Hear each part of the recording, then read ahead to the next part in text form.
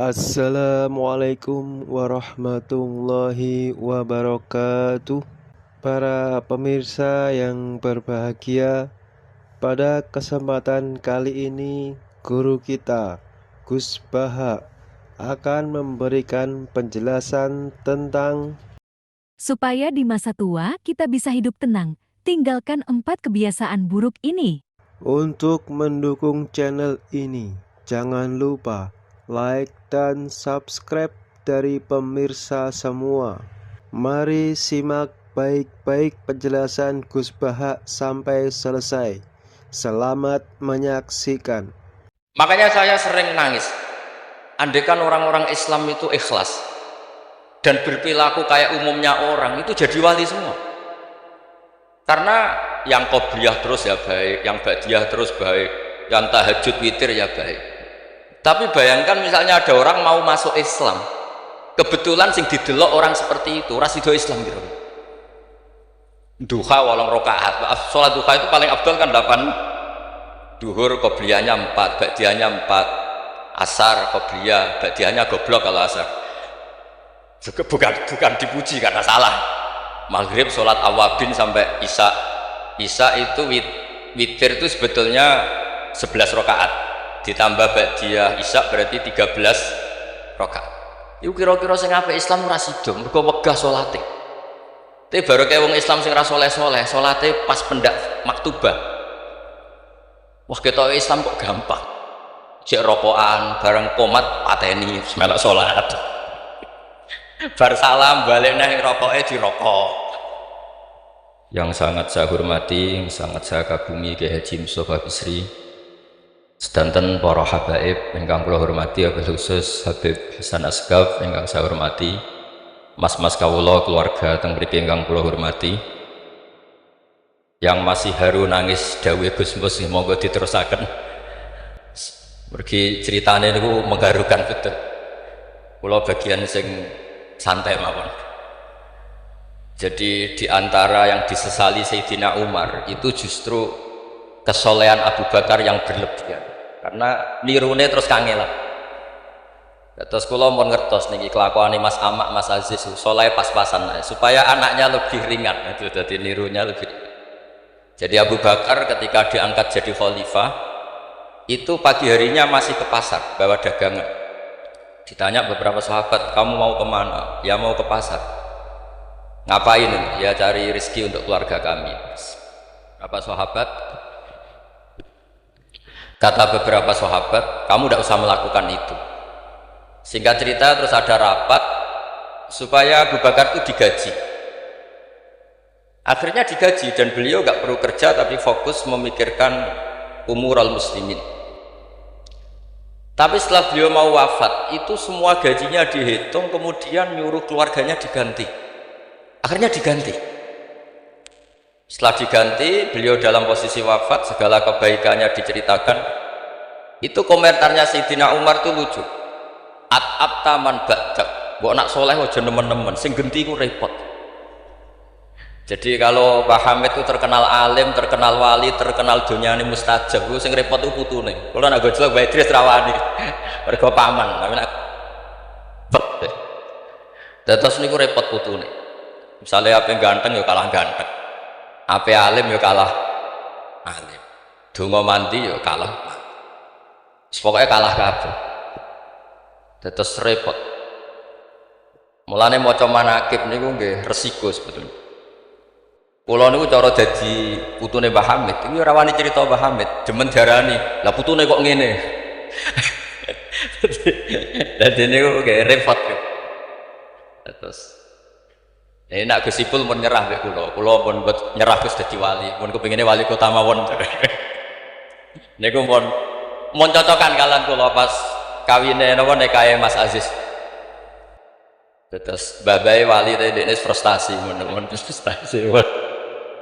Buatan kepen dadi wali kados babai tapi terus kepen dadi wali kota. Itu kalau gak tawaduk ya frustasi memang. Kalau gak tawaduk ya frustasi. Tapi bagus lah, karena ciri utama wali itu ngurusi amror ro'iyah, urusan apa? Rakyat. Jadi itu wali betulan maupun wali kota itu ada titik samanya. yaitu sama-sama memikirkan urusan apa? Rakyat. Bedanya yang wali betulan digaji Allah, yang wali ini digaji negara, itu saja bedanya. Tapi sama-sama ihtimam bi umuril muslimin, sama-sama serius mengurus urusannya orang-orang Islam. Saya kalau tadi saya memang menyiapkan materi yang ilmiah karena saya punya naskah Nadzumanipun Sulam Taufik yang dinadumkan Mbah Hamid, nanti saya terangkan. Tapi karena merujuk dawuhipun Mbah Mus, Mbah Hamid itu sepupu sama mbah saya, sama-sama lahir di rumah di Lasem di Al-Fakhriyah. Memang mulai dulu terkenal wali, mulai kecil. Tapi saya akan cerita dari sisi keilmuan beliau.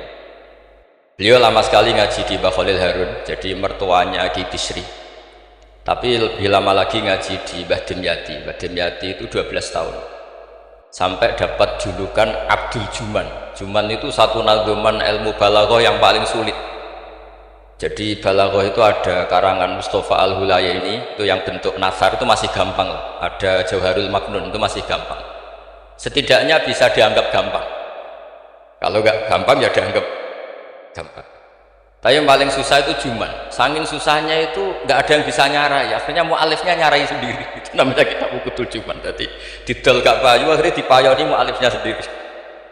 Karena kaidahnya sudah ruwet. Dan itu diantara keahlian beliau memang tentang Juman.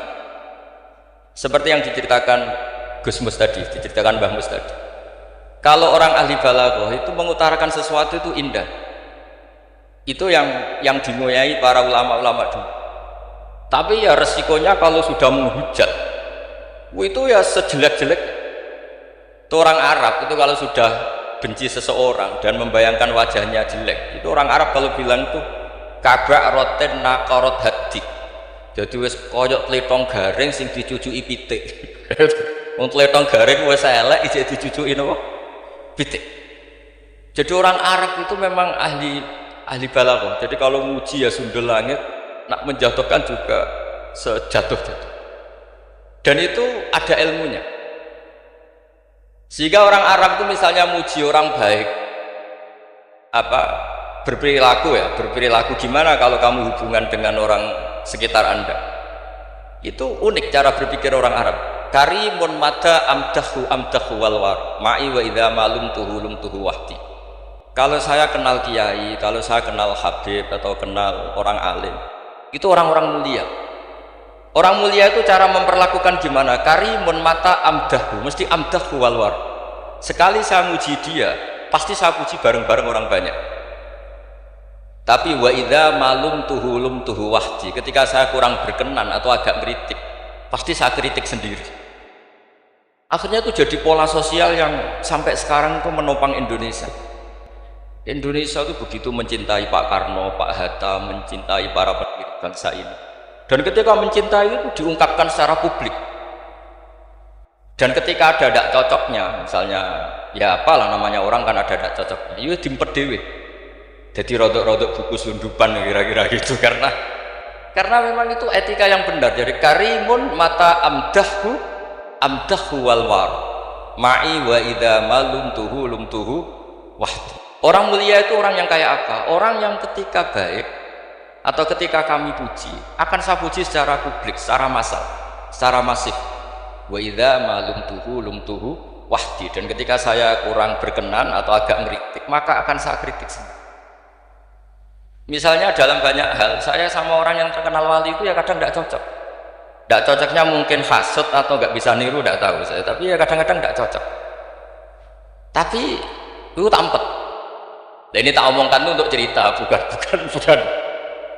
Karena wali itu ya punya rival. Ada rivalitas wali itu ya ada. Ada dua wali besar yang saling tidak cocok. Satu itu wali kalau sakit itu waduh pokoknya sakit. Ditiliki sama wali, sama-sama wali.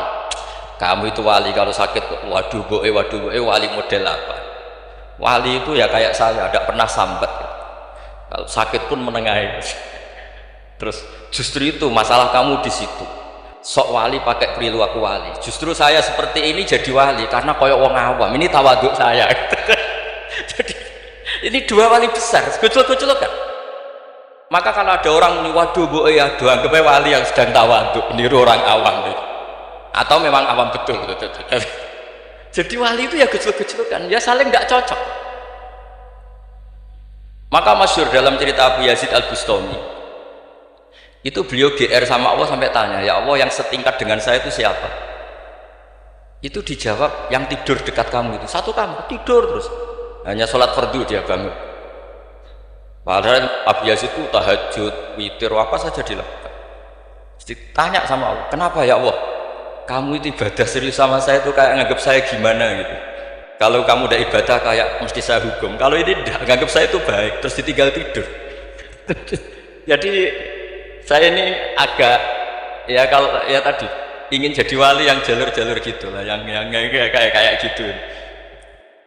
Ya jalur-jalur gitu. Ini bisa ditiru tapi kayaknya yang sudah dikasih saya itu, jadi tidak semuanya bisa nih. Karena wali ilmu itu beda, harus menjaga konstitusi ilmu. Jabir bin Abdillah itu tahu pakaian kalau orang sholat seperti ini, pakai gamis yang terhormat, pakai baju yang sangat-sangat terhormat. Itu Jabir ini termasuk minas sabiqin al-awwalin, sahabat Nabi yang luar biasa.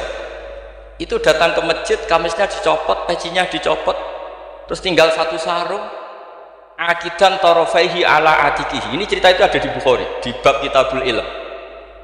Zaman kalau tentang saya berarti tentang Bukhari, karena ini ada di kitab Bukhari. Kalau nggak percaya dicek, kalau nggak ketemu berarti tidak pernah mutolaah, bukan salah saya. Semuanya ditanggalkan kecuali sarung satu, terus akidan tarafai izarihi ala atikihi. Ditanggalkan begini aja. Terus beliau ngendikan sama tabiin, kamu supaya tahu bahwa adnal aurah, standar nutupi aurat seperti ini. Jangan sampai karena sampean semua berpakaian ala akmalil siap, pakaian sempurna, kemudian nanti dikira bahwa syarat sahnya sholat itu seperti itu bahaya. Orang di Indomaret sholat harus berpakaian begitu, nanti yang sedang kernet harus begitu, itu berat bagi umatnya Nabi. Barokahnya itu terus orang tahu bahwa syarat sahnya nutupi aurat di sholat ya seperti itu. Akhirnya ditemukan oleh tabiin dan seterusnya bahwa auratul rajul ma baina surrah baru. Andai kan tidak ada perilaku Jabir seperti ini, maka sholat seperti pakaian ini menjadi syarat sah. Dan itu ribet kan?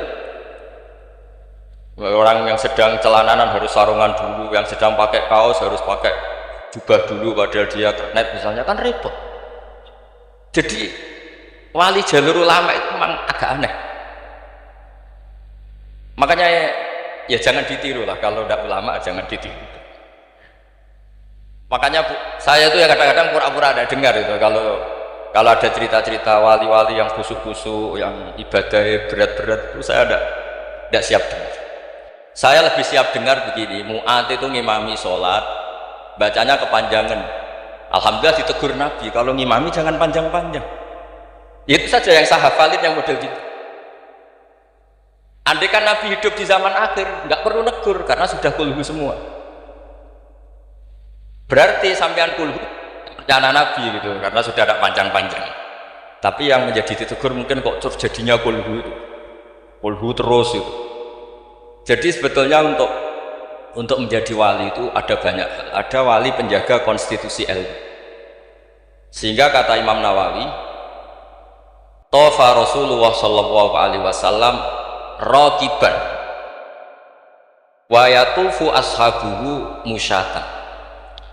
Nabi itu tawaf itu justru berkendara, naik unta. Padahal semua sahabat tawafnya itu jalan kaki. Kata Imam Nawawi, Nabi yang tawaf berkendara itu afdolu wa afdolu bi alfi darajatin dibanding tawafnya sahabat yang jalan kaki. Meskipun secara kaidah al-ajub bi qadrit tak. Karena Nabi andaikan tidak tawaf raqiban, maka akan dikira syarat-syaratnya tawaf itu harus jalan. Dan itu kita kebingungan ketika harus tawaf pakai kursi roda, pakai kursi dorong. Tapi barokahnya Nabi tawafa raqiban, maka akan ada konstitusi baru bahwa tidak menjadi syarat sahnya tawaf harus masyian, tapi sah secara raqiban.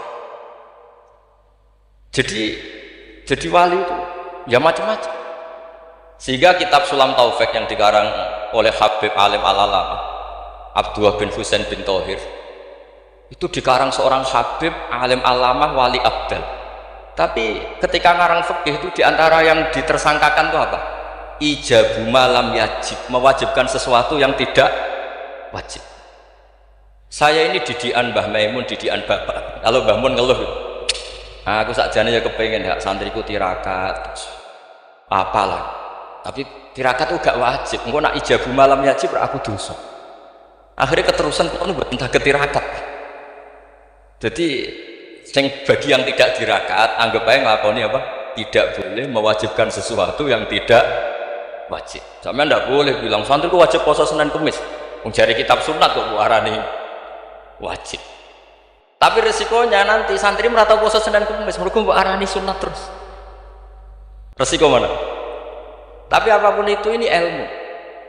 Sehingga kata Ibnu Hajar Al-Asqalani, dan ini kebetulan banyak yang niru, tapi kita cukup punya argumentasi untuk tidak niru. Nabi itu sama sih ingat dawuh Mbah Mun. Wong lakoni kitab ya aja nemen-nemen. Nak nemen-nemen kok kowe ya kaya wong-wong iku. Gak berusaha sebut lah, ini sensitif. Wong iku siapa kamu tahu.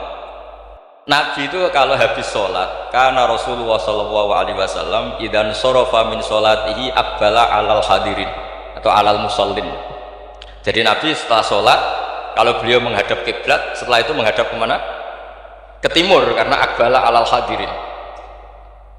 Tapi para syurrahul hadis, para syurrahul Bukhari itu menafsirkan itu tidak harus menghadap ke timur.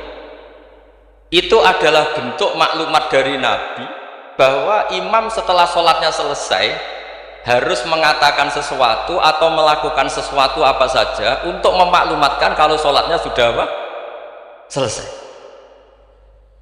Kenapa itu harus demikian? Kata Imam Bukhari, kata Surahul Bukhari, orang itu berjalan 3 kilo, 7 kilo demi menangi Nabi itu jadi makmum.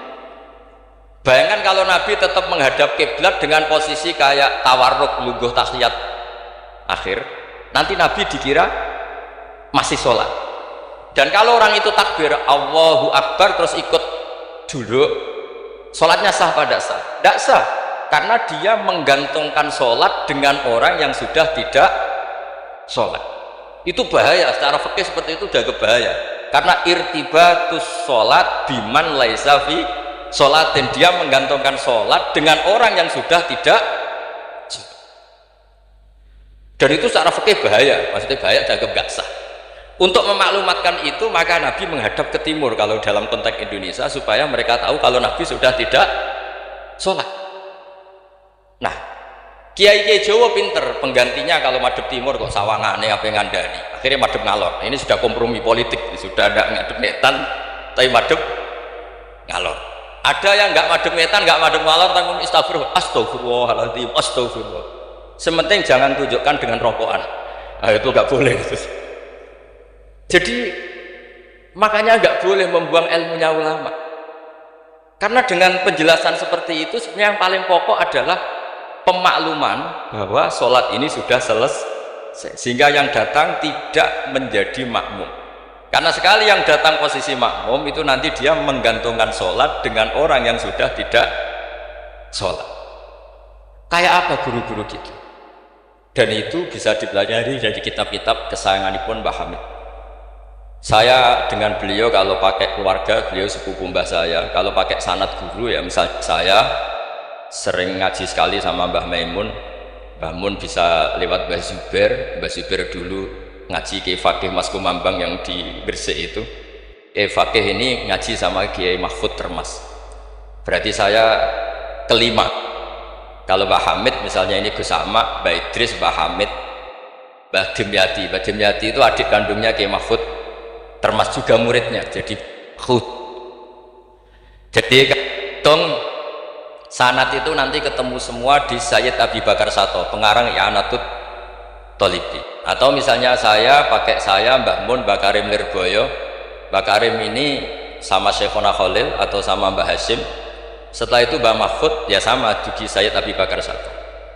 Karena Syekhona Khalil di beberapa manaqibnya itu pernah ngaji langsung sama Sayyid Zaini Dahlan, gurunya Sayyid Abi Bakar Sato. Tapi ketika masih sebagai thalibul ilmi, pernah ngaji juga di Sidogiri, pernah ngaji di babah istrinya Gus Aziz ini di Kiai Nur atau di Kiai Soleh di Langitan. Jadi kesanatan guru kita ini sama. Di antara aturannya adalah tadi, konstitusi ilmu itu harus dijaga. Karena kalau nggak dijaga itu umat akan ngira itu aturan baku, dan itu bahaya. Bahaya sekali, bukan sekedar bahaya, tapi bahaya sekali. Sehingga Sayyid Abdullah bin Husain bin Thohir dalam Sulam Taufik itu, di antara pantangannya ahlul ilmi itu ijabu ma lam yajib, mewajibkan sesuatu yang tidak wajib. Makanya saya sering nangis, andaikan orang-orang Islam itu ikhlas dan berperilaku kayak umumnya orang, itu jadi wali semua. Karena yang qobliyah terus ya baik, yang ba'diyah terus baik, yang tahajud witir ya baik. Tapi bayangkan misalnya ada orang mau masuk Islam, kebetulan sing didelok orang seperti itu ras itu Islam gitu. Duha 8 rakaat, sholat duha itu paling abdul kan 8, duhur qobliyahnya 4, ba'diyahnya 4, asar qobliyah, ba'diyahnya goblok kalau asar. Bukan dipuji karena salah. Maghrib sholat awabin sampai isya itu witir itu sebetulnya 11 rakaat ditambah ba'diyah isya berarti 13 rakaat. Iku kira-kira sing apik Islam ora sida mergo wegah salate. Tapi baru kayak wong Islam sing ra saleh-saleh, salate pas pendak maktubah. Wah ketok Islam kok gampang. Jek rokokan bareng komat pateni melok salat. Bar salam balik nang rokoke dirokok. Ya sudah gitu sampai mati. Kok penak, ternyata Islam itu tidak itu juga ada sanatnya. Ada seorang Arabi tanya, ya Rasulullah Islam itu apa? Khamsu sholawatin. Terus dia tanya, hal alayya ghairuha ya Rasulullah? Qala la illa anta tawwa. Gak isiku tok pas. Sampai 5 rukun Islam dijawab. Dan si Bedui ini bilang apa? Wallahi la azidu ala dzalika wala angkus. Saya demi Allah, enggak akan saya kurangi, enggak akan saya tambahi, pas ya Rasulullah. Tapi niki Islami Bedui lho, sampean nak niru nggih monggo. Tapi apa kata Nabi? Man sarrahu ayyam dzura ila ahlil jannah falyamdzur ila hadza. Siapa yang suka melihat ahli surga, lihat orang ini. Orang yang sudah bersumpah tidak akan menambah ibadahnya sama sekali. Kamu tidak boleh niru itu. Tidak usah saya larang juga sudah sebagian begitu. Tapi itu barokahnya luar biasa. Di kitab Majmu' sarahnya Muhadzab itu, setiap ada ulama yang mengatakan witir itu wajib, ada juga ulama yang mengatakan witir itu wajib. Itu langsung wa hadza batilun li hadisil a'rabi. Pendapat itu jelas salah li hadisil a'rabi, karena ada hadis A'rabi jelas tanya Nabi, hal alayya ghairuha ya Rasulullah? Di luar 5 waktu itu apa ada yang wajib? Qala la. Jadi barokahnya Dwi ini, setiap ada ide witir wajib, tahajud wajib, karena ada ide-ide itu ya ada. Itu langsung wahada batilun di hadisil. Ketika era Imam Malik, beliau mengarang Muwatta.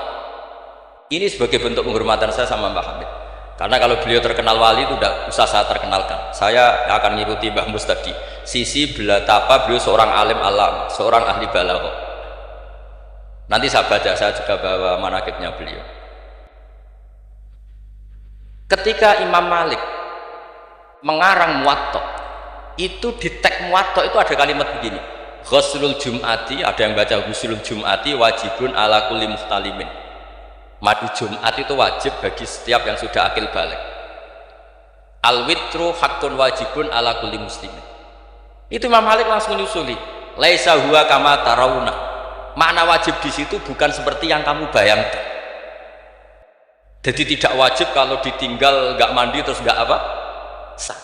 Lagi-lagi jawabannya apa? Li hadisil a'rabi. Nah ini juga harus ada yang menjaga konstitusi seperti ini. Sehingga kata Sayyid Zabidi, pengarang kitab Ithaf itu, kalau kita sampai Ithaf ya hitung saja, setelah Mbah Mahfud ini punya abah alim alama namanya Abdullah. Abdullah punya abah alim alama namanya Abdul Mannan. Abdul Mannan ini awaluman lazama Sayyid Zabidi sahibul Ithaf di Mesir. Jadi Abdul Mannan ini yang ditulis di kedutaan Mesir, orang Indonesia pertama yang sebagai ulama di Mesir. Beliau ngaji mulazamah sama sahibu Syarhil Ikhya. Gini ku beliau mulazamah kalian sengarang Ithafus Sadat Al-Muttaqin. Namanya Sayyid Murtado Az-Zabidi. Terus pokoknya sanad Indonesia stop pokoknya. Jadi kalau Mbah Hamid ya tinggal gitu saja, Mbah Hamid, Mbah Dimyati, Mbah Mahfud, Mbah Abdullah, Mbah Abdul Manan, terus ke Syarhul Ikhya Sayyid Murtado siapa? Az-Zabidi. Itu kata Sayyid Murtado Az-Zabidi ketika muji tadi, muji ilmu. Saya ulang lagi apa? Muji apa? Konstitusi ini harus dijaga. Apapun tidak cocoknya kita. Kadang-kadang kita sebagai orang alim itu kan, kalau seneng tiraka, santrinya wajib tiraka. Sira seneng tiraka, santrinya rawlah tiraka. Itu tidak boleh seperti itu. Yang seneng di monggo, tapi jangan sampai mewajibkan. Yang nggak seneng ya tirakat, dan sekali-kali ngelawan nafsunya gitu. Wong pak menuruti. Kalau niku masih ngeten lagi sering tirakat, tapi sama rapu tak kandani. Kalau ya kepengen ikhlas ora riya, jadi sama rawol lagi gugat kalau sebab orang tahu tirakat. Misalnya tirakat ora tak kandani sampai. Jelas termasuk tirakat kulo niku ora diundang wong kang elan kecuali pernah sepuh. Ini agak diregani ya kebangetan serius. Jadi sing ngundang kulo ora pernah sepuh ya kebangetan. Enggak tahu diri. Karuan rawoleh dilanggar ya. Di kitab Jam'ul Jawami', di kitab-kitab itu konstitusi ilmu itu dijaga. Sehingga sekali kitab itu diutarakan orang alim alama. Saya yang merasa utang jasa sama Sayyid Zabidi itu satu. Yang paling saya ingat itu satu. Allahumma sholli ala Sayyidina Muhammad atau ala abdika rasulika. Itu beliau mengurai. Wah itu luar biasa. Di antara urainya begini. Nabi Muhammad SAW itu melakukan apa saja termasuk yang paling basyariah itu adalah luar biasa. Asal jangan bayangkan Nabi itu macam-macam kok sampai terus rokokan, tidak akan. Andai kan Nabi misalnya dahar gedang goreng di depan umum, Nabi itu kalau dahar di depan umum itu luar biasa. Kenapa luar biasa? Nabi itu jadi Nabi setelah Nabi Isa yang dituhankan, sehingga Nabi harus sesering mungkin memperlihatkan al-a'rad al-basyariyah. Beliau harus menunjukkan bahwa beliau adalah seorang manusia. Sehingga Nabi dahar itu dengan sampean poso setahun itu mulya Nabi dahar, karena sekaligus pembatalan rububiyatun Nabi atau iddia rububiyatun Nabi. Dengan seperti ini Nabi sama juga memaklumatkan saya ini manusia, buktinya saya dahar. Kayak apa kalau dibaca secara ilmu? Karena Nabi jadi Nabi setelah Nabi siapa? Isa. Maka kata Sayyid Az-Zabidi, agama ini agama terbaik, dan umat Rasulullah SAW tidak akan mengalami apa yang dialami umatnya Nabi Isa. Caranya gimana? Dengan memperbanyak baca sholawat. Jadi cara Sayyid Zabidi, sholawat itu satu konstitusi ilmu. Allahumma, Allah pemberi, ala Muhammad atau ala Sayyidina Muhammad yang diberi. Jadi gak mungkin hadil ummah menuhankan kanjeng Nabi Muhammad. Jangan dengan cara membaca sholawat, Allahumma, ya Allah saya minta engkau sebagai pemberi, kasihkan sholawat terbaikmu kepada hambamu yang bernama Muhammad. Dengan teks sholawat ini sekaligus penjaga konstitusi tauhid, dan hadil ummah tidak akan mengalami kayak yang dialami umatnya Nabi Isa. Nah sampean gak maca sholawat ku kasihati. Nak diwaca sakmene nyawa utang, nak sakmene untuk bojo ayu, nak sakmene iso wayo, ngono kelakuane. Itu saya tidak tertarik. Wong kok ora tau ngregani ilmu. Saya baca sholawat itu ya tidak banyak-banyak, ya 2-3, tapi dengan penghayatan kayak Sayyid Zabidi. Ya akhirnya ya rapati terus ramat kok sampean, tapi secara konstitusi ilmu lebih diridhoni Allah bi Rasul. Aku yakin. Karena tadi Nabi itu jadi Nabi setelah tragedi Isa dituhankan. Sebab itu Sayyid Muhammad ketika muji Rasulullah SAW itu selalu mengutip dawe Al-Busiri, da'mat da'athun nasara fi nabiyihimi wahkum bima syi'ta madkhan fihi wastaqim. Kita semua tahu Mbah Hamid adalah pengagum kitab Burdah dan beliau sering baca Burdah. Di antara Burdah yang dipakai semua ulama termasuk Sayyid Muhammad setiap ngarang madaih itu apa? Dak ninggal nosiro ma ing perkara iddaat kang mendakwahkan hu ing mas sapa an-nasara fi nabi. Yang penting kamu muji Nabi.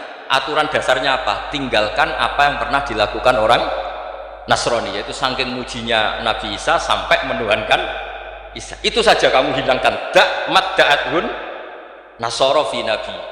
Setelah itu kamu tanggalkan, kamu hilangkan wahkum bima syi'ta madkhan fihi wah taqiq. Setelah itu kamu muji Nabi Muhammad sundul langit gak apa-apa, asal sudah meninggalkan dak madda'atun. Dan itu kata Said Zabidi, kita tidak usah susah-susah dengan membaca sholawat, itu sudah seperti itu, karena kamu minta Allahumma ya Rabbi, berarti Allah posisi pemberi karena Tuhan. Nabi apapun ala qadru, apapun tingginya derajatnya Nabi, itu posisi penebri. Sehingga kita muji Allah karena dia Tuhan, dan muji Nabi sebagai ahabbal khalqi ilallah, yang paling berhak mendapat afdholas sholawat minal. Nah coba kalau orang Islam baca sholawat kayak itu, kayak apa luar biasanya. Itu yang bisa seperti itu siapa? Lagi-lagi ahlul ilm. Kalau tidak ahlul ilmi ya kasihate tadi, paket ini untuk apa, paket ini untuk apa. Ya ribet. Kalau nggak sering jalur ijazah tiang, tapi alhamdulillah terkenal ramandi terus sudah bodoh. Sing jelas tak amuk. Sering kalau jadi Gus, nek nak maca selawat kasih hati apa? Kowe iku nabi-nabi dhewe perhitungan. Nak maca selawat do nabi yo sing seneng, maca arang-arang wae perhitungan, njaluk opah. Gus punya ijazah jenengan namuk, kowe ora bener. Ya ono kiai ngatus kula ya ono ben wong sadar ora. Tapi ada kiai yang baik, tiap minta ijazah dijazah. Timbang maro Gunung Kawi mendingan dijazahi sholawat. Lah itu masalah istihad, ini masalah apa? Nah ini sesi terakhir kalau ben suwi-suwi. Nggih bingung kalau suwi-suwi kok, Bos. Niki kalau waca tentang Pak Hamid yang ini tulisan yang di buku ini ya.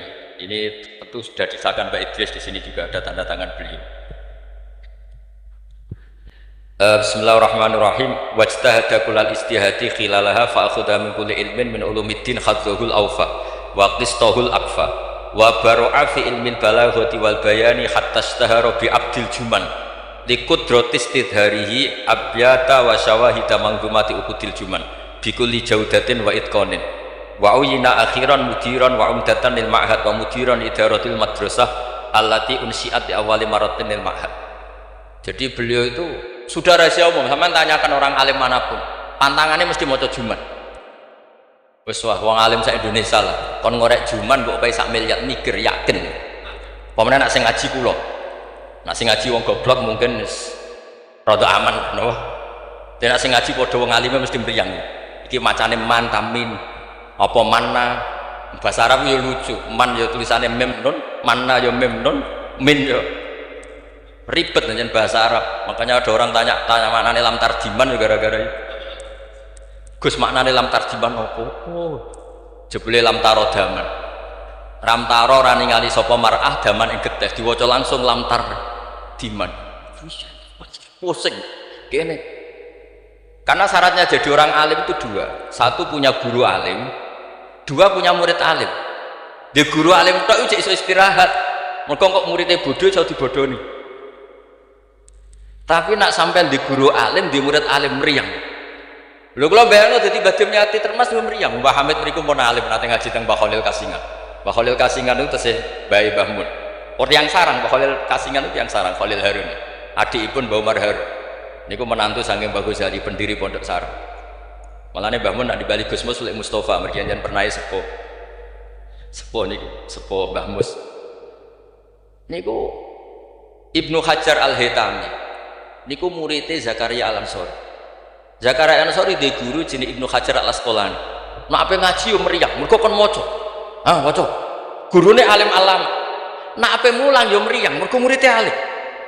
Aku nak ora bener diguyu Ibnu Hajar Al-Haytami. Dadi dhekne udah guru alim, dhek murid. Makane sumpek. Jenenge Zakaria Al-Ansori sumpek. Masyhur beliau. Lima dakunta aliman hatta staharta bi Syekhil Islam. Jape li anni dupiktu bena hajuraini masyhur. Aku digebek watu loro. Ya aku nak ngaji yo sumpek perkara di guru alim alamah. Nak ape mulang yo sumpek mergo di murid alim alam. Ya meriang. Jadi akhirnya yo nak ngaji yo mutolaah, nak ape mulang yo mutolaah. Mergo muridnya pinter. Zaman iku terkenal Ibnu Hajar Al-Haytami, alim alam. Wong karangane luwih akeh timbang ini. Jadi mulane di murid orang alim ya barokah. Jadi sampean kok jadi aja men ngeluh murid kok gak alim-alim, iku Allah sudah nyediakan berkah. Kena muridmu alim iku meriang. Mulane sing syukur, sing syukur, uripku sing syukur, ora usah bayangno sing aneh-aneh. Gus kula men di murid sing alim-alim. Allah ndak menyediakan itu. Nah iku nyata, iku ribet. Mulane donga dikira-kira. Donga sekali ra bener iku mari trauma. Kula bolak-balik cerita. Hikam itu termasuk orang yang enggak pati suka kalau orang berlebihan berdoa, karena beliau cerita ono wali tukang hamal itu tukang manol, dia dapat uang kalau kerja di pasar tukang angkut barang, setelah punya uang cara sekarang 10.000 pulang terus ibadah, karena dia gak ingin kaya. Wong wali kok ben sugih ya wali aneh, tapi nak wali kok ra sugih itu ya aneh juga, karena nak kepen sugih berarti toma, nak gak sugih berarti rapati dulu si pangeran. Padahal waqat qala ta'ala lidunya ukhdumi man khodamani, ana sing maca ikhdami man khodamani. Kalau tak waca loro ben ketok isane ngaji, niku guru. Kula niku ya ribet. Kula mboten pamer alim mboten. Justru kula ngetokno alim ngergani guru-guruku. Nek kula ora ngetokno alim kan murid Mbah Mun kok ngono. Dadi kula niku ya rada sombong tapi niate sae. Kan yo Gus Idris isin misale ponakan gobloke ngono. Dadi niki kesawakane sombong tapi niate adab. Mboten iki jujur mawon. Dadi kadang wong sawangane sombong hakikate iku adab. Cara bapak ngoten. Dadi wong e sawangane sombong tapi apik. Ya mergo wae saking tahadus bin. Wong nak wali tenan mesti Allah dawuhna ning donya ukhdumi man khodamani atau ikhdami man khodam. Wong sing ngurusi aku iki ngurusi. Makanya mesti atat dunya wa hiya rahimah. Wong wali ku mesti donya teko meskipun dia ndak seneng. Mulane sing nawani mobil Mercy Ki Hamid zaman iku Mercy mewah-mewah mobil nggih kuat. Ya rapati ana cerita butuh di-Fatihahi untuk punya mobil. Dan Mbak Bisri ya luar biasa, Mas yo kanca ngakoni nek dongane Pak Hamid. Mantap. Meskipun ya sering bodoni Pak Hamid Ki Bisri, masyhur ceritane. Ki Bisri nanti diundang ke mriki mboten disangoni Mbak Ki Hamid. Umur kok kanca. Wis dah aku ora mbok sangoni klambimu tak pek. Bareng dipek dibeto teng Kasih teng Rembang mriku didol mek mukhibine Pak Hamid. Payune luwih larang timbang harga mubalek. Zaman itu misalnya umumnya balek dipangoni 1,5 juta, itu payu 3 juta. Yo gak ana cerita ngoten enten WA, Ki Bisri kalian Ki Hamid rata WA-an. Bareng Ki Bisri sowan mriki, susuke Kang. Dadi dhisik wali ya rileks guyon sampe.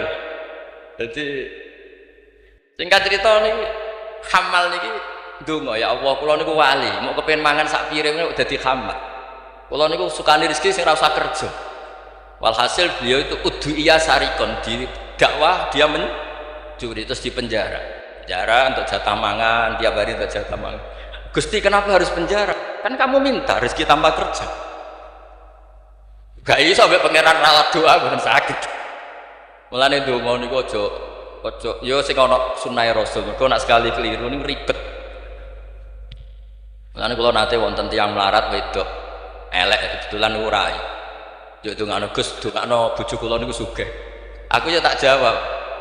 Sampean siap nak bojomu sugih? Maksudnya nak sugih itu mesti pertama digenti ku omah. Bariku mobil. Bariku mesti dievaluasi ku sampean. Omah wis apik, mobil wis apik, mau karek sitok. Kok penumpangnya ngene. Akhirnya mun Gus rasa. Dadi donga iku ya kudu dipikir. Lho coba setelah potongan wong lanang wis padha wae lah susu. Coba ketika omahmu mewah, mobilnya mewah misalnya Alphard sing mlebu seperti itu enggak usah dijelaskan itu. Coba apa yang kira-kira dievaluasi? Rumah sudah diganti, mobil yang kira-kira diganti apa itu? Sakit, mboten Gus naonten mboten sah. Jadi kula berkali-kali membatalkan doa. Karena timbang donga ketok ramandine aduh ya sudah seperti itu. Niku nggih trik niku, tularan gosipul politik niku. Sangat politik. Mun kula maca mawon sing mudawwan. Nah, saya senang kalau buku tentang beliau itu mudawwan. Karena kalau tidak mudawwan itu nanti nasibnya Mbah Hamid kayak les. Al-Laitsu afqahu min Malik illa annahu daya'ahu ashabu. Itu dawuh Imam Syafi'i. Sebetulnya Imam Lais itu lebih alim ketimbang Imam Malik dalam hal fikih. Illa annahu daya'ahu ashabu, tapi ashabnya Les menyia-nyiakan. Artinya gini, Imam Les itu punya karangan, punya perilaku, tapi sama murid-muridnya tidak didokumentasi. Akhirnya orang tidak tahu lagi Imam Les. Padahal itu rival debatnya Imam Malik. Makanya penting bagi ini ada Gus Sama, ada Mas Aziz, supaya mengabadikan tulisan-tulisan Pak Hamid, termasuk Nadzuman Sulam Taufik. Karena bikin nadzuman itu tidak gampang. Dari kata nasar, prosa, dinazumkan itu kan butuh keahlian. Karena nadzuman itu harus notnya sama, akhirannya sama. Mengganti kalimat yang prosa itu kan tidak gampang. Ini sudah saya cek, karena saya tiap hari juga baca Sulam Taufik. Itu sama sekali nggak ada yang dibuang dari kata aslinya. Kata aslinya yang di Sulam apa? Taufik. Jadi seni bikin nadzuman itu ya tidak gampang. Misalnya begini, saya beri contoh yang terkenal. Kenapa saya milih yang terkenal supaya lebih gampang? Zaman Sayyidina Ali karramallahu wajhah masih sugeng itu ngendikan begini. Yaqsimu dhuhri, ada riwayat qasama dhuhri rajulan. Abidun jahilun wa alimun fasikun. Yang merusak Islam itu hanya orang dua. Orang abid tapi bodoh, orang alim tapi fasik. Itu ulama dulu segampang ini membuat padanan itu dan maknanya sama. Fasadun kabirun alimun mutahatiku wa akbaru minhu jahilun mutanassiku. Kerusakan besar kalau ada orang alim yang fasik, tapi lebih rusak lagi kalau ada orang bodoh ahli ibadah. Itu I'anatul Thalibin, Sayyid Abi Bakar Sato, gurunya Mbah Mahfud. Berarti Mbah Hamid, Mbah Dimyati, Mbah Mahfud, Sayyid Abi Bakar apa? Sato. Berarti guru keempat. Itu punya cerita. Kenapa orang alim yang fasik afdalu min jahilin mutanassik atau min jahilin abidin? Terus dua orang ini berdebat. Ya apik wong bodoh lah, piye ahli ibadah, tetap apik. Mula wong alim tapi fasik. Dua orang ini akhirnya sepakat. Marani wong bodoh sih. Marane wong bodoh ya pasti ibadah, jenenge wong bodoh ibadah. Dua orang ini ya rada kurang ajar wong loro. Ya fulan ana rabbuka, aku iki pangeran. Seneng aku kowe nyembah aku terus. Tapi mulai saiki wis tak bebasno. Sesuk-sesuk ora ibadah ra apa-apa, wis tak ridani, tak ridani. Kowe langsung muni, "Hore, sesuk wis bebas." Saking bodone. Umpama dekne ngaji kan ngerti. Sautullah harf iku Allah iku nek ngendikan gak nganggo sautun ka sautil adab. Umpama dekne tahu ngaji kan Allah itu mukhalafatul, ora mungkin Allah kok diswara kaya ngono iki, ora mungkin. Tapi matur nuwun Gusti, matur nuwun Gusti. Mulai sesuk kula mun mboten salat malih. Menang sing sitok delok bodho. Wis, akhirnya golek wong alim sing fasik. Dilai pas mabuk jenenge fasik. Mabuke jeneng masjid bisa. Wong alim piye-piye dhewe bau-bau masjid. Mabuk ning masjid. Seneng sing sitok. Wah, satu-satu berarti mergo sing mau bodoh sing sitok mabuk. Seneng sing dia pendapat ya apik wong abid sing bodoh timbang alim fasik. Mergo pas mabuk. Oleh muni ya padha apa pager. Ya fulan. Ama tastaqi minni ana rabbuka. Mbok wong diisin to ambek aku pangeran ndelok kowe kok amen mabuk. Si wong alim mah masuk mabuk iki jadi sisa-sisa alime. Golek pedak. Ya fulan ulimukal ana rabbak. He fulan tak ulang pangeran iki sapa? Ono pangeran kok nyuwara. Dibedak.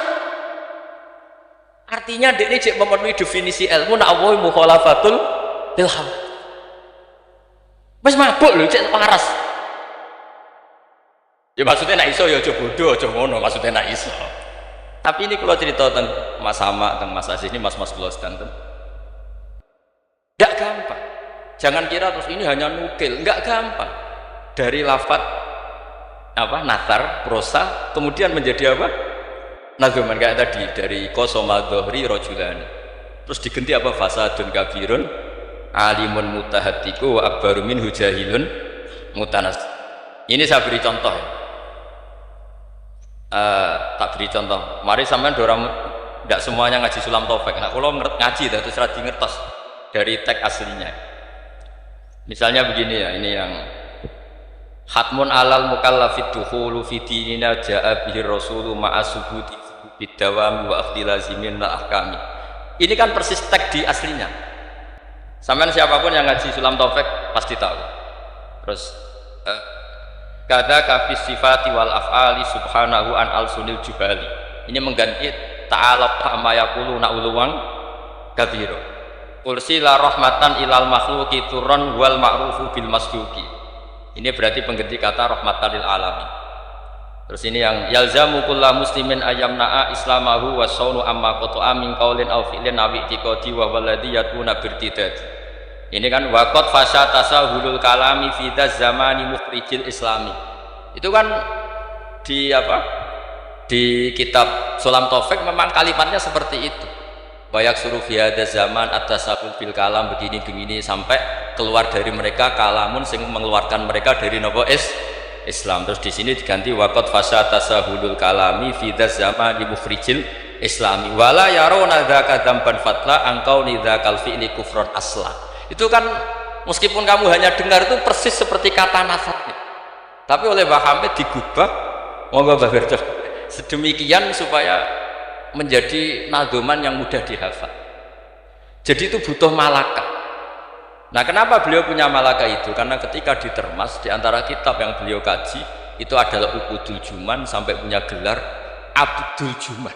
Jadi saking mulazamahnya, kayak kamu kalau suka uang itu kalau orang Arab bilang Abdul Dinar, makanya Nabi kalau ngeritik tak isa Abdul Dinar, tak isa Abdul Dirham. Jadi kalau orang menekuni sesuatu itu disebut apa? Abdul. Itu dulu Kiai Hamid ditermas sampai punya gelar Abdul Juman. Saya kira ngoten nggih mun niki masyhur sedanten. Assalamualaikum warahmatullahi wabarakatuh.